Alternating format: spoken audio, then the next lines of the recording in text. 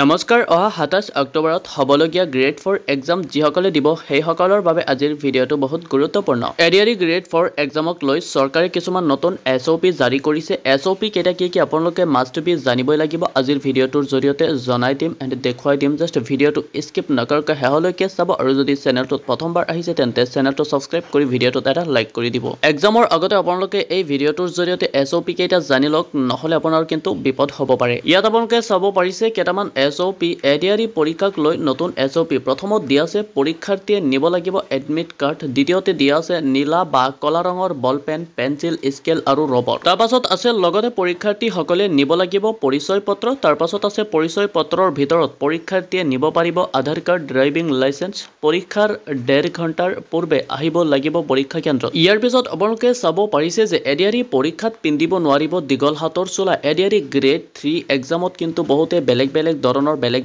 ডিজাইনৰ কাপোৰ পিন্ধি গৈছে, কিন্তু এডিআৰই গ্ৰেড 4 এক্সামত এনেকুৱা ধৰণৰ কাপোৰ পিন্ধিব নোৱাৰিব। ইয়াৰ পিছত আছে পৰীক্ষাৰ্থীয়ে পিন্ধিব লাগিব হাফ চাৰ্ট আৰু স্লিপাৰ। ইয়াৰ পিছত আপোনালোকে চাব পাৰিছে যে পৰীক্ষাৰ শেষত পৰীক্ষাৰ্থীয়ে নিব পাৰিব প্ৰশ্ন কাকত। গ্ৰেড 3 এক্সামৰ প্ৰশ্ন কাকত কিন্তু লগত নিব পৰা নাছিল, কিন্তু গ্ৰেড 4 এক্সামৰ প্ৰশ্ন কাকতটো আপোনালোকে কিন্তু ঘৰলৈ লৈ আহিব পাৰিব। একেবাৰে শেষত আছে পৰীক্ষা শেষ হোৱাৰ পিছত অতিৰিক্ত 5 মিনিট সময় বহিব লাগিব পৰীক্ষাৰ্থীয়ে। তো আজিৰ ভিডিঅ'টো এইখিনি আছিল। ভিডিঅ'টো কিন্তু বন্ধু বান্ধৱীসকললৈ শ্বেয়াৰ কৰি দিয়ক যাতে তেওঁলোকে SOP কেইটা জানিব পাৰে।